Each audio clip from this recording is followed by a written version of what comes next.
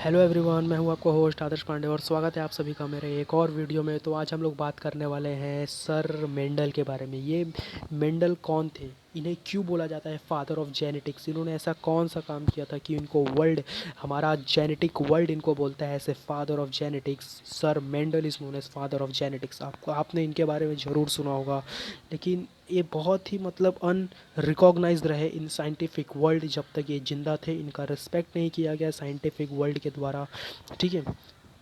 इसलिए मैंने यहाँ पे एक थॉट लिखा है, आप उसको रीड कीजिए। We don't know value the things what we have, once we lost it we will came to know the value of that certain things, और it might be a person. देखिए, इनके साथ same to same यही हुआ।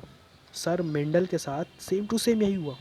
जब तक ये ज़िंदा थे तो साइंटिफिक वर्ल्ड ने इनका रिस्पेक्ट नहीं किया।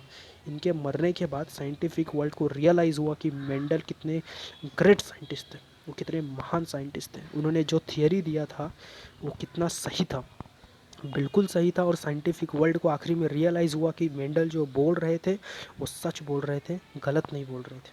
लेकिन क्या फ़ायदा, उस समय तक तो मेंडल ज़िंदा ही नहीं थे, है कि नहीं, मर गए थे। तो वही ना, जब तक कोई चीज़ हमारे पास होती है तब तक हमें मतलब उसका इम्पोर्टेंस होने का उतना वैल्यू नहीं मालूम पड़ता कि वो चीज़ हमारे लिए कितनी इम्पोर्टेंट है। बट वो एक दिन जब दूर चला जाता है तो फिर हमें एहसास होता है, रियलाइज़ होता है कि वो चीज़ हमारे लिए बहुत इम्पोर्टेंट है। कोई चीज़ भी हो सकती है या फिर कोई आदमी भी हो सकता है, वो है कि नहीं, कोई इंसान भी हो सकता है। इसीलिए दूसरों की भी रिस्पेक्ट करो और दूसरों को भी बातें हमेशा सुननी चाहिए। अब अगर कोई अपोजिशन में बोल रहा है तो कुछ न कुछ तो मतलब उसके अंदर होगा ना, सच्चाई, कुछ न कुछ तो वो सोच के बोल रहा होगा, लॉजिक में। अब देखिए, जैसे हमारे इंडिया में जैसे बीजेपी हो गया और इंडियन नेशनल कांग्रेस हो गया। तो जो कांग्रेस वाले जो अपोजिशन में है इस समय, बीजेपी का तो इस समय गवर्नमेंट है कि नहीं, सेंट्रल गवर्नमेंट वही उसी की है, बीजेपी की। तो कांग्रेस इस समय अपोजिशन है, तो फिर बीजेपी जब कोई भी मतलब काम होता है उसकी तरफ से तो फिर कांग्रेस वाले अपोज करने के लिए आ जाते हैं। तो कांग्रेस वाले अपोज करने के लिए आते हैं, लेकिन हमें हमेशा एक साइड से नहीं सोचना चाहिए, हमें दोनों साइड से सोचना चाहिए कि कांग्रेस वाले भी कुछ बात बोल रहे हैं तो वो गलत नहीं बोल रहे, कुछ न कुछ तो होगा सच्चाई, है कि नहीं? कुछ न कुछ तो बात होगा, थोड़ा बहुत तो, है कि नहीं? इसीलिए दोनों साइड का बात सुनना चाहिए पहले, उसके बाद ही फैसला लेना चाहिए। लेकिन मेंडल, इनके साथ ऐसा नहीं हुआ। या इनको लोग बोलते थे कि ये पागल है। मेंडल को मेंटल बोला करते थे लोग कि ये मतलब पागल है, इनके पास कुछ प्रूफ नहीं है, ऐसे ही आ जाते हैं। ओके। लेकिन फिर बाद में साइंटिफिक वर्ल्ड को रियलाइज़ हुआ कि ये कितने इम्पोर्टेंट पर्सन है और इनका क्या मतलब ग्रेटनेस था इन जेनेटिक साइंस में। ओके, इनके थियरीज़ के वजह से ही, इन्होंने जो थियरीज़ दिए थे, इन्होंने जो लॉ दिए थे, इनके वजह से ही आज जेनेटिक साइंस इतना आगे बढ़ पाया है। वरना शायद ये अगर नहीं होते तो आज भी शायद हमारा जेनेटिक्स के बारे में शायद आज हम जो चैप्टर से सब रीड करते हैं, डीएनए आरएनए, ये सब शायद हमें, है कि नहीं, डीएनए आरएनए, क्रोमोसोम्स क्या होते हैं, मतलब हमारा हेरिडिटी क्या होता है, इवोल्यूशन क्या होता है, शायद ये सब मालूम ही नहीं होता हमें, है कि नहीं? तो बहुत ही बड़े साइंटिस्ट थे, बट इनको साइंटिफिक वर्ल्ड ने इग्नोर किया बहुत। लेकिन बाद में इनके मरने के बाद इनको रियलाइज़ हुआ। तो बहुत कुछ है इसमें स्टडी करने के लिए, तो फिर चलिए आगे बढ़ते हैं। ये है मेरा टेलीग्राम चैनल, आप इसको ज्वाइन कर लीजिए। मेरे हर एक लेक्चर का पीडीएफ आपको यहाँ पे मिल जाएगा। और साथ ही साथ अगर आपको अगर कुछ डाउट है तो आप मेरा इंस्टाग्राम आईडी पे आप मुझे मैसेज कर सकते हैं, मैं आपका मैसेज का ज़रूर रिप्लाई करूँगा। ओके, तो चलिए फिर स्टार्ट करते हैं सर मेंडल के बारे में। ओके, देखिए, John and Mendel was born on 22nd July 1822 to family of a poor farmer in a village in Austria। Sir John and Mendel 22 जुलाई 1822 में ये मतलब एक फार्मर के घर पे ये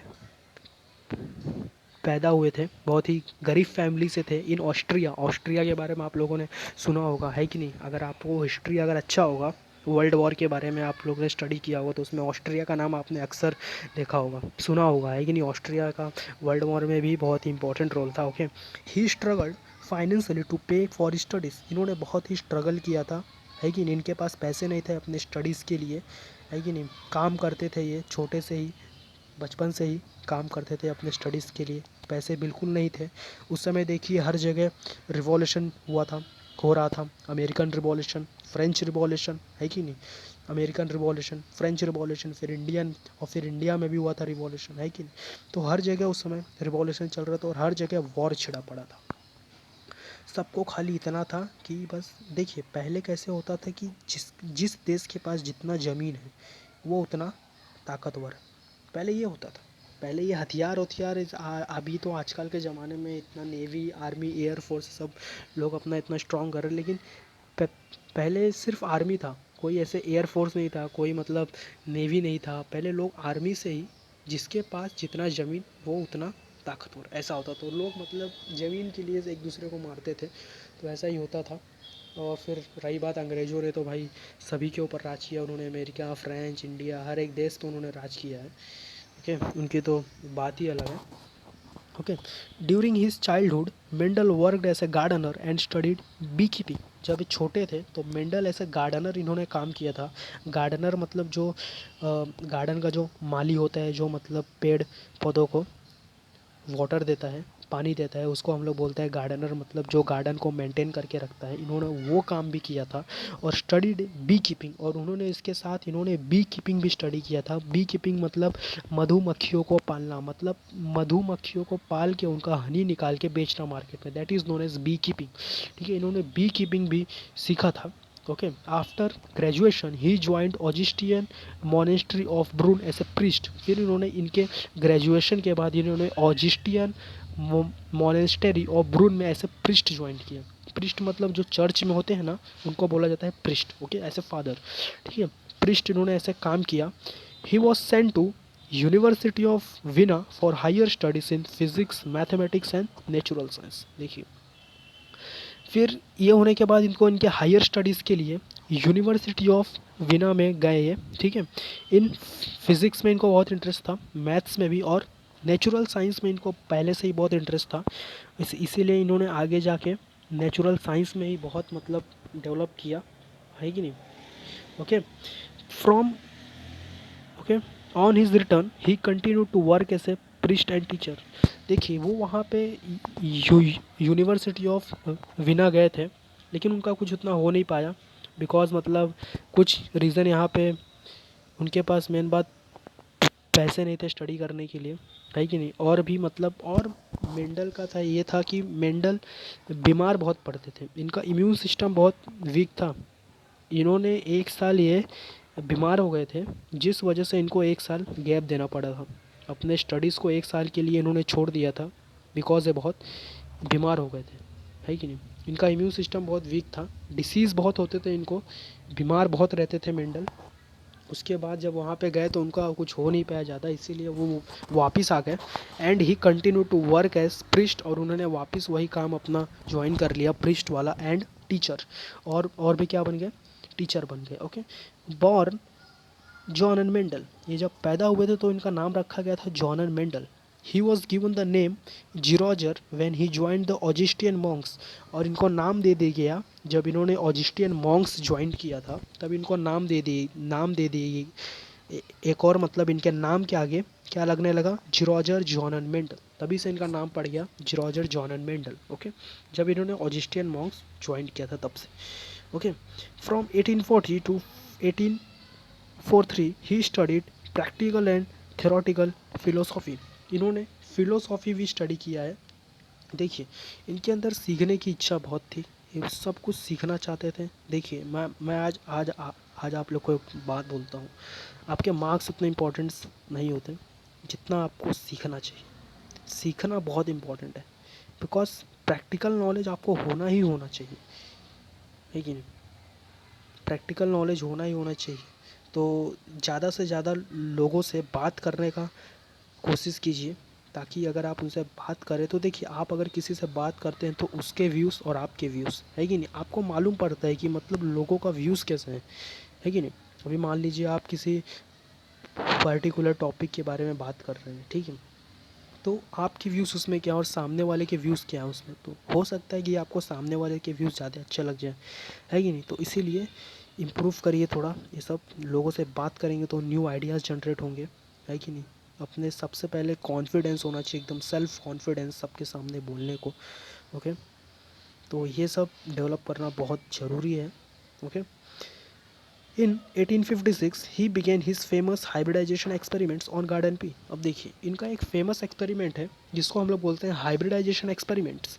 हाइब्रिडाइजेशन एक्सपेरिमेंट का बहुत ही फेमस एक्सपेरिमेंट है। ओके, इन्होंने 1856 में इसको स्टार्ट किया था करना, hybridisation experiments on garden peas. Peas के ऊपर, पीस रहते ना, पी प्लांट, उसके ऊपर। Okay, between 1856 and 1863 Mendel cultivated and tested some 28,000 plants. अब देखिए, इस आदमी के अंदर पढ़ने के इतना जिज्ञासा था, मतलब पढ़ने का इतना वो था, है कि नहीं, स्टडी करना है कोई चीज़, कि इन्होंने 1856 और 1863 के बीच में 28,000 प्लांट्स उगा डाले। 28,000 प्लांट्स उगाए और उसका टेस्ट भी किया। सोचिए, ये आदमी को इन्होंने इतना मतलब मेहनत किया था। सर मेंडल ऐसे ही फादर ऑफ जेनेटिक्स नहीं बोले जाते, इन्होंने इतना स्ट्रगल किया था, इतना मेहनत किया था। जिस चर्च में काम करते थे उस चर्च के पीछे ही छोटा सा ज़मीन था, वहीं पर ये सब प्लांट उगाते थे, पी प्लांट, और एक्सपेरिमेंट करते थे, हाइब्रिडाइजेशन। ओके, हाइब्रिडाइजेशन एक्सपेरिमेंट करते थे इन पी प्लांट्स के ऊपर। तो देखिए, इन 1865 ही presented his work a paper entitled Experiments in Plant Hybridization। 1865 में इन्होंने अपना जो भी एक्सपेरिमेंट किया था उसको प्रेजेंट किया एक बुक में, और उसका टाइटल दिया एक्सपेरिमेंट्स इन प्लांट हाइब्रिडाइजेशन। इन्होंने मतलब जो भी एक्सपेरिमेंट किया था उसको सब राइटिंग में किया प्रेजेंट, मतलब एक फाइल बनाया और उसको, और उसका हेडिंग दिया, मतलब ऊपर एकदम टाइटल दिया एक्सपेरिमेंट्स इन प्लांट हाइब्रिडाइजेशन। ठीक है, इसको इन्होंने दिया title experiments in plant hybridisation. Mendel Mendel presented his paper at two meetings of the Natural History Society of Brunn in Moravia on 18 February and 8 March 1865। इन्होंने अपना paper, इन्होंने जो मतलब डॉक्यूमेंट रेडी किया था अपने एक्सपेरिमेंट से रिलेटेड, इन्होंने दो बार किया प्रेजेंट। ठीक है, इन्होंने दो बार किया present at natural history society of Brno में। ये नेचुरल हिस्ट्री है, मतलब कैसे साइंस से साइंटिफिक वर्ल्ड में होता है। ओके, मीटिंग्स होते हैं, तो उन्होंने दो मीटिंग्स में इसको प्रेजेंट किया। ठीक है, कब कब किया था, 18 फरवरी एंड 8 मार्च 1865 में। लेकिन ये ऐसे अनरिकॉग्नाइज्ड रहे। लेकिन इन्होंने जो मतलब एक्सपेरिमेंट अपना प्रेजेंट किया था इस मीटिंग में, लोगों ने इसे इग्नोर किया। लोगों ने बोला कि ये कुछ बात ही नहीं है, कुछ पॉइंट ही नहीं है इस बात पे, है कि नहीं। लोगों ने बहुत इग्नोर किया। लोग उनको बोलते थे कि इनके पास कुछ सबूत नहीं है, प्रूफ नहीं है, सब ऐसे ऐसे सवाल, मतलब उल्टा सीधा सब बोलते थे। पागल है मेंडल, लोग यहाँ तक बोलते थे कि ये मतलब इनका दिमाग सही नहीं है, पागल है, कुछ भी बोल रहे हैं। लेकिन ऐसा नहीं था, मेंडल जो भी बोल रहे थे एकदम सच बोल रहे थे। और आगे जब आगे आगे जैसे जैसे इवोल्यूशन हुआ तो लोगों को मालूम पड़ा कि मेंडल कितने ग्रेट साइंटिस्ट थे।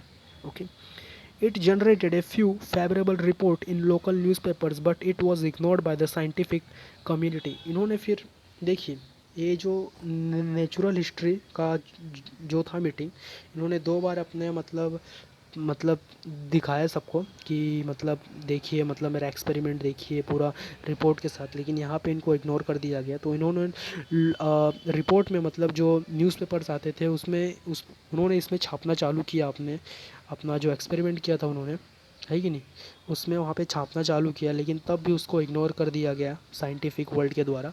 साइंटिफिक वर्ल्ड ने कभी माना ही नहीं कि इनका थियरी सही है। Okay, finally in 1866 Mendel reports was published in the journal annual proceedings of natural history society.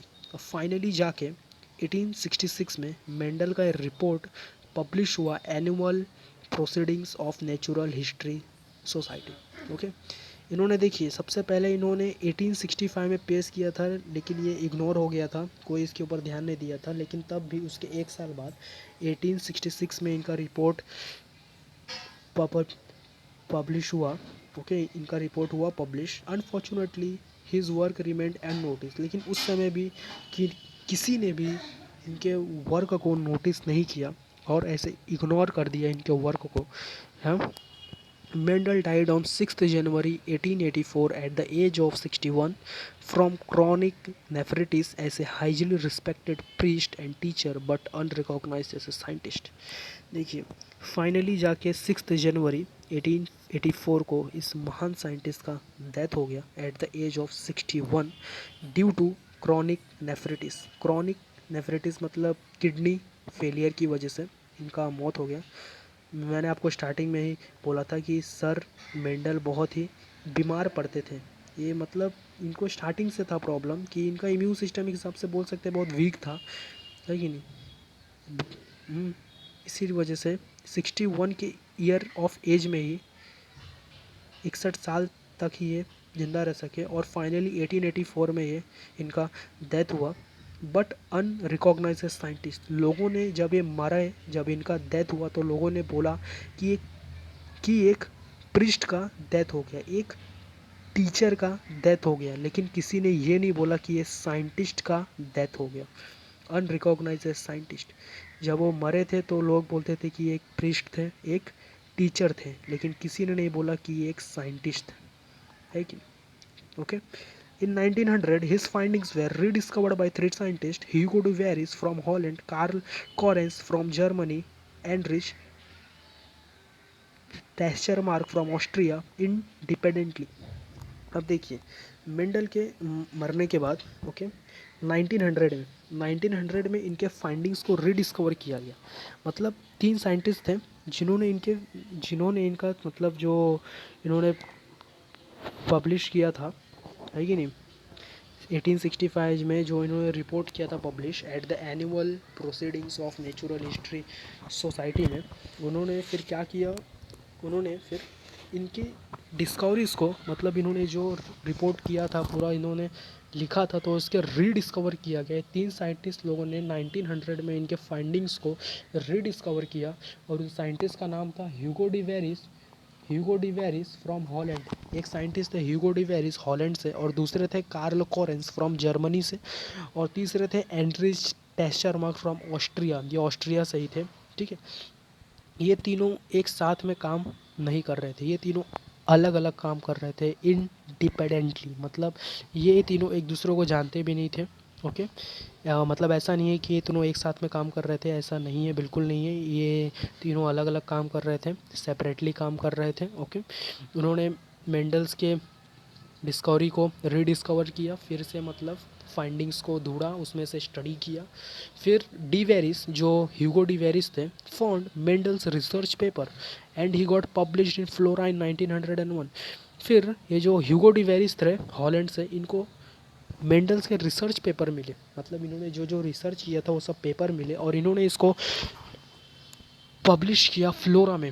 1901 में इन्होंने इसको पब्लिश किया फ्लोरा में। ओके, 1901 में। During this time mitosis and meiosis were discovered and the scientific world realise the greatness of Mendel and his work. उस समय तक 1901 तक माइटोसिस मियोसिस डिस्कवर्ड हो चुका था। माइटोसिस मियोसिस क्या होता है मैं आपको एक्सप्लेन करूँगा। सेल डिवीज़न होता है ये, कि हमारे बॉडी में सेल कैसे डिवाइड होता है कि नहीं। एक सेल से, हमारे एक सिंगल सेल से इतने सारे अपना पूरा बॉडी कैसे बन जाता है कि नहीं। सेल से क्या बनता है, टिश्यू बनता है, टिश्यू से क्या बनता है, ऑर्गन बनता है, ऑर्गन से क्या बनता है, ऑर्गन सिस्टम बनता है कि नहीं। तो इससे हमारा पूरा बॉडी बनता है। ओके, ये माइटोसिस एंड मियोसिस है, मैं आपको एक्सप्लेन करूँगा अपने आगे आने वाले वीडियोस में। ओके, ये बहुत ही लंबा टॉपिक है माइटोसिस मियोसिस। तो उस समय तक माइटोसिस मियोसिस डिस्कवर हो गया था और साइंटिफिक वर्ल्ड को तब रियलाइज़ हुआ कि मेंडल कितने महान साइंटिस्ट थे। जिस समय माइटोसिस मियोसिस का कोई नाम भी नहीं जानता था, उस समय सर मेंडल ने ऐसा अंदाज़ा लगाया कि हमारा सेल्स में ऐसा होता है, ऐसा रीडिविज़न होता है, हेरिडिटी होता है, मतलब character from one generation to other generation pass होता है। उस समय कोई इसके बारे में सोचता भी नहीं था, है कि नहीं। तो उस समय मेंडल ने ऐसा सोचा और उन्होंने इसका प्रूफ भी दिया था लेकिन साइंटिफिक वर्ल्ड ने इसको इग्नोर किया, उनको रियलाइज़ नहीं हुआ कभी कि मेंडल एक बहुत बड़े साइंटिस्ट हैं।